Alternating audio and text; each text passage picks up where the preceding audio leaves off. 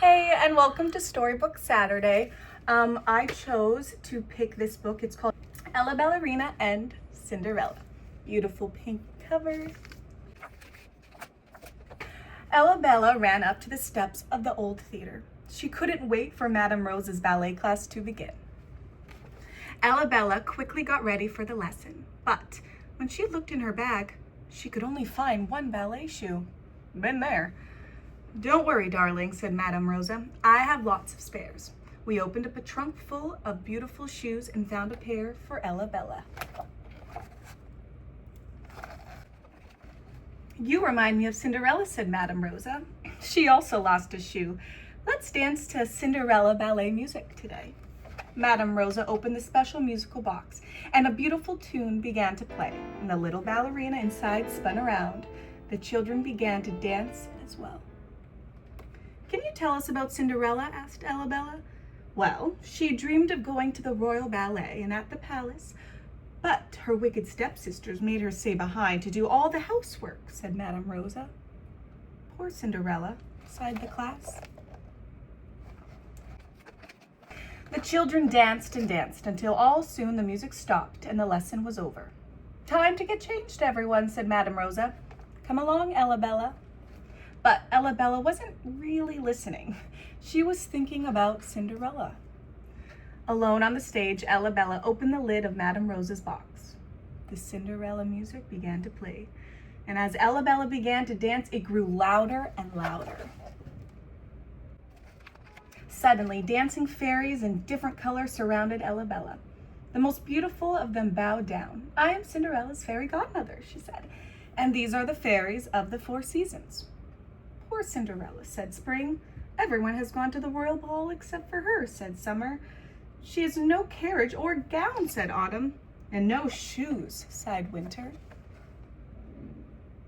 Pretty pictures.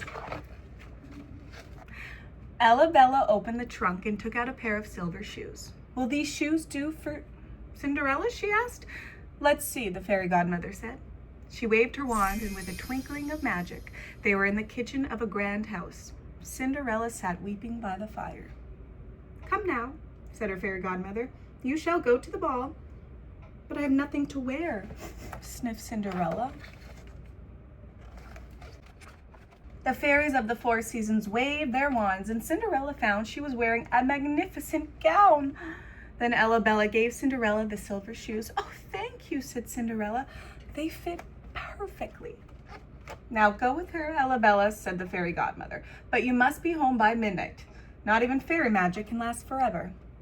And with a wave of her wand, a golden carriage appeared.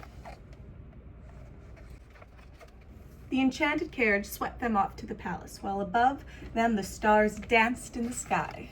Another pretty. I love the artwork in this book.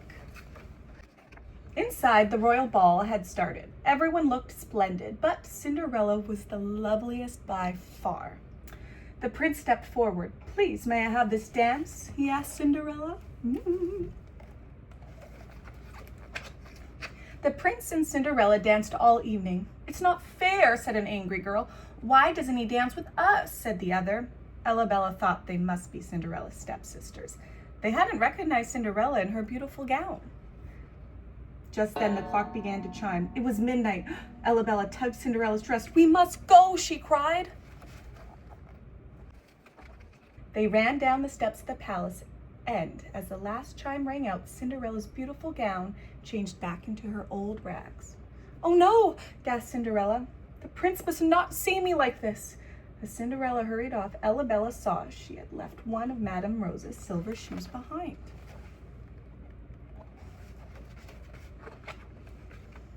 Ella Bella ran back up the steps, and there stood the prince holding the silver shoe.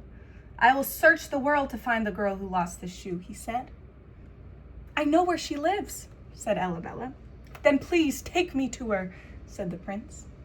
They passed through forests and over mountains until at last they came to Cinderella's house. "I shall marry the girl whose foot fits this shoe," said the prince. The stepsisters rushed to try it on, but their feet were too big. All of a sudden, the matching shoe fell from Cinderella's apron pocket. The prince wondered, could this be the beautiful girl he had danced with? Cinderella put on the shoe. They fit perfectly. All the fairies flew down and exclaimed, "Well done, Ella Bella, you helped Cinderella find a happy ending." The prince and Cinderella danced for joy, and the beautiful music filled the air, growing louder and louder. And then Ella Bella was all alone on the empty stage once more, and the music box was silent. In her hands were the silver shoes. She slowly returned them to the trunk with the pair she had borrowed for herself.